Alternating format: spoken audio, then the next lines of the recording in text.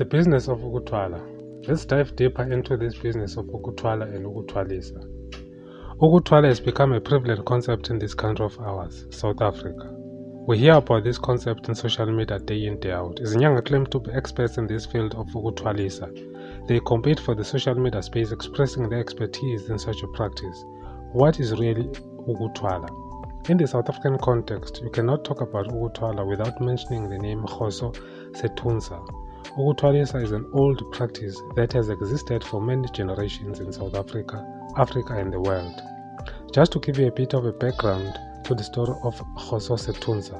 Khoso Setunsa was born in Lesotho in 1898. He came to South Africa to work in the farms. While working on the farms in the Eastern Cape, he grew in popularity as a powerful medicine man. It is believed that Khoso Setunsa enjoyed a relationship with the water spirits. It is these spirits that inspired a procedure known as Ukuthwala. He is believed to have helped through this practice, amongst others, the architect of apartheid, Hendrik Verwoerd. This is not, however, to say he started this practice in the whole of South Africa. He is the most prominent medicine man of the time. What is really this practice of Ukuthwala? Ukuthwala is a practice of compromising your soul or human relationships in order to gain wealth. Ukuthwala is a covenant that you enter into with a spiritual body. Inyanga is just an intermediary between you and the spiritual body. Once you have entered into this covenant, there is no turning back. Even your Gobela, Inyanga has no control over what happens between you and the spiritual body. Unfortunately, this covenant requires a sacrifice. Remember that when you enter into this covenant, you want this spirit to give you wealth in exchange for a sacrifice that you agree upon. In some cases, you are told beforehand what the sacrifice is going to be, and you enter into the covenant knowingly. In some cases, you are made to enter into this covenant blindly, and you see the impact of his ritual after the covenant. When reality hits, it is too late. What really forces people to take such extreme measures to acquire wealth? The world is tough out there. We need money to survive, and we all know that money is hard to come by. So people take these extreme measures because they just want to survive in this tough world of ours. Running a business is tough. A lot of businesses survive on the use of Ukuthwala. Ukuthwala strengthens your business and attracts customers to your business. Believe me when I say a lot of businesses survive on Ukuthwala. Without Ukuthwala, they will be non-existent. Big corporations use Ukuthwala for sustainability. Big public figures use Ukuthwala for popularity and wealth. Politicians use Ukuthwala for popularity, power, protection, and wealth. In the tax industry, they use Ukuthwala a lot for the same reasons. Without Ukuthwala, many taxi owners will be dead and a lot of people will be out of work. A lot of people will be out of work if it wasn't for Ukuthwala. A lot of these companies they work for are in existence because of Ukuthwala.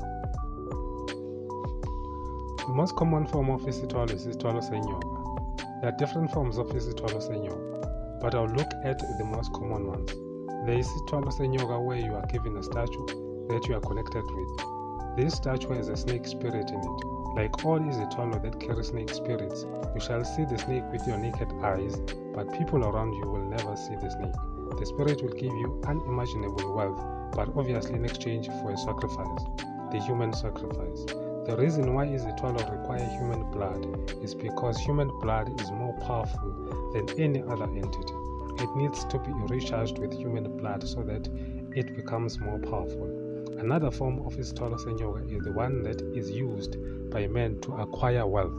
This type of snake spirit requires the men to sleep with different women in order to be recharged. The girl, unfortunately, in this case, is actually sleeping with the snake rather than the man. Some women get into this knowingly and they get paid for that. Others get into this unknowingly. The sad part is that this has adverse effects on the women. Yes, they receive money with expensive gifts from these men, but their God-given luck gets taken away. Sleeping with a snake spirit damages a woman's body, especially genitalia. In some cases, you are given a snake in a spiritual form that you have to sleep with. The snake, however, shows itself as this beautiful, irresistible woman. The hard part is that this snake requires sex all the time and you have to be equal to the task. There are many ways that isithwalo senyoka gets given to those that require such. It all depends on each individual traditional doctor how the snake spirit gets evoked. There are other forms of ukuthwala, as I said earlier on. I'm going to deal with those that are most common. There is isithwalo samaboys. By amaboys I mean imikovu. Umkovu is a tiny little short human-like spiritual being. This creature is created by izinyanga, that is traditional doctors, through certain rituals that may involve even the death of a certain family member. In most cases, izinyanga get these creatures from breeders of imikovu. When you acquire these creatures, you have to acquire both sexes. Acquiring one sex is problematic because these creatures love sex a lot. If it is only a male, it will satisfy its sexual urges by sleeping with everyone at your house. Umkovu is connected to you like any other isithwalo. Once connected, it becomes yours for life. You cannot get rid of it. You can actually use Umkovu to bring you money and customers to your business. Umkovu can be sent to go and fetch whatever you want. It could be money, food, or anything. Umkovu has to be fed. It is said that they enjoy amasi, sour milk, and meat. They also like alcohol. Like all isithwalo, if you do not keep the vows you made to Umkovu, it will start causing trouble at your house. Another form of ukuthwala is isigubhu. Isigubhu is a hollow, dried butternut-like container. It contains muti and certain spirits trapped inside this container. This form of isithwalo normally works for business people.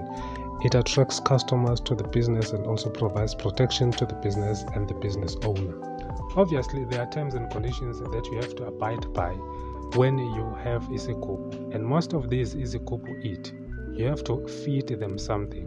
Obviously, you get instructions from your kobela what the feed is going to be. Some of these isigubhu require a sacrifice. Normally, a goat or a chicken will be sacrificed. Unfortunately, in some cases, a human sacrifice is ultimately needed for this isithwalo and you cannot escape it.